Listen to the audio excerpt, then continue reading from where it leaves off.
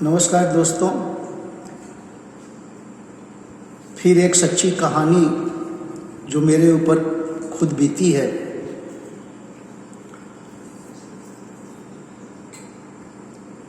मैं उस शेयर करूंगा आपसे।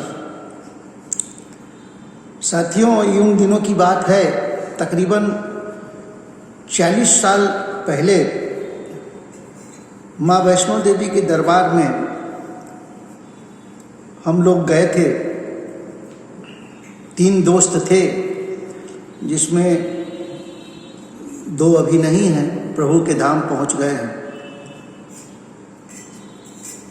वहाँ की आपको एक दृश्य दिखाते हैं। उस समय इतना डेवलप नहीं हुआ था, रास्ते भी बहुत अच्छे नहीं थे। हम लोग गए, दर्शन किया बड़ा अच्छी तरह से, फिर अर्धकुमारी किया। अर्धकुमारी में रुके भी थे हम लोग। माँ वैष्णो देवी के दर्शन के बाद ऊपर भी गए थे, भैरवनाथ जी के हम।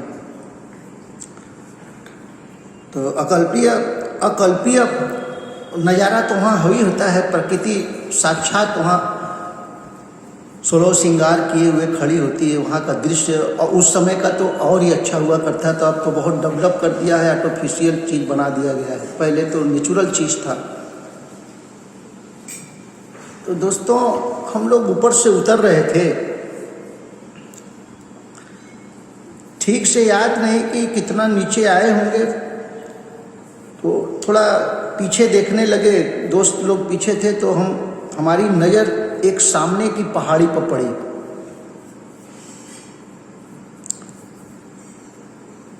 अब आप जो मैं बताने जा रहा हूँ, मैंने खुद देखा। करीब 30 सेकंड तक ये दृश्य रहा। और उस समय भीड़ कम हुआ करता था, बहुत ज़्यादा भीड़ नहीं होता था। 5-6 लोगों की जत्था जो है आ जाती थी कभी कभी। देखा तो सामने दूर पहाड़ी पर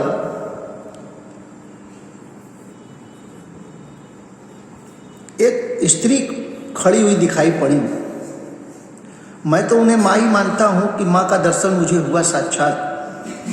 और उनके अगल बगल 2-3-4 सिंहों को हमने देखा दूर से।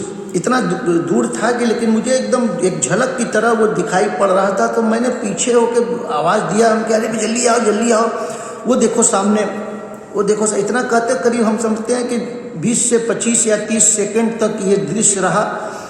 फिर वो खो टाइप, फिर उसी के जहाँ से अंदर से निकलते हमने देखा था, वहीं अंदर। अब वहाँ तब तक लोग पीछे से आ गए, काफ़ी लोग। अब वो जो है देखने लगे खड़े होकर, क्या है क्या है। हमके यार ऐसा बात देखे हम। तो मेरे जो दोस्त अब नहीं रहे, वो भी वो कहा यार ऊपर से हमने भी देखा। तो फिर ये अटकलें लगाई गई कि हो सकता है कि पहाड़ी पर कोई परिवार रहता हो।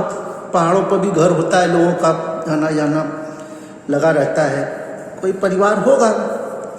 तो हमने कहा यार परिवार होगा तो परिवार जो है शेर सिंह थोड़ी पाल के रखेगा। खैर काफ़ी देर तक हम लोग खड़े थे, उधर ही नज़ारा रखे हुए। करीब 20 मिनट 25 मिनट के बाद अंदर से ये 8-10 भालुओं का झुंड निकला। और वो वही इर्द गिर्द कभी बाहर आते थे, कभी भीतर जाते थे, कभी आगे बढ़ते थे। तो लोगों ने मजाक भी बनाया कि अरे आपने इन्हीं को देखा होगा, इन्हीं में किसी को आपने देख लिया होगा। हम कहे भाई अब हम ये बता नहीं सकते। वो अनुभूति, जो चीज़ मैं तो मान लिया कि माँ का दर्शन मुझे हो गया, अब बाकी आप माने या न माने, मुझे इससे कोई फर्क नहीं पड़ता। तो वो दृश्य जो हमने देखा, उसका बयान हम कर नहीं सकते शब्दों में। विश्वास करना न करना वो तो इंसान का काम है।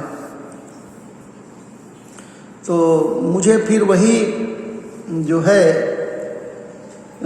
एक याद आती है रामायण की दोहा कि जेहि पर जेहि के सत्य सनेहू, सो तहि मिलई न कछु संदेहू। तो मेरे मन में था कि आए हैं माँ का दर्शन, माँ का दर्शन तो अच्छा हो गया था, लेकिन साक्षात माँ का दर्शन भी हुआ। तो दोस्तों इसलिए हमने शेयर किया ये बात कि वास्तव में अगर आपकी भावना जैसी है, भले ही हो आप किसी, जैसे कि आप समझ लें कि रामकृष्ण परमहंस को अपनी पत्नी में ही माँ काली का रूप दिखाई पड़ा। जब शादी होने के बाद पहली बार वो पत्नी के पास गए तो देखे तो उनको माँ काली दिखाई, बाहर निकल आए। फिर उन्हीं को पूछने लगे, उन्हीं में वो उनको पाए माँ काली को, उन्हीं से बात करते रहे। जैसे कहा गया है कि रामकृष्ण परमहंस जी माँ काली से साक्षात्कार करते थे।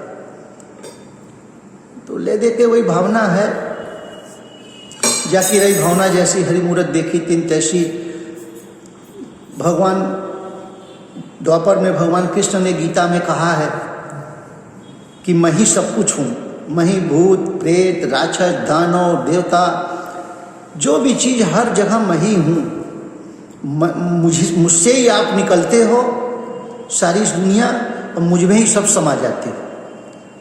वही दर्शन अर्जुन को उन्होंने कराया था, विराट दर्शन। विराट दर्शन में पूरी दुनिया उनके में समाई है। इन्हीं शब्दों के साथ मैं अपने वाणी को विराम देता हूँ।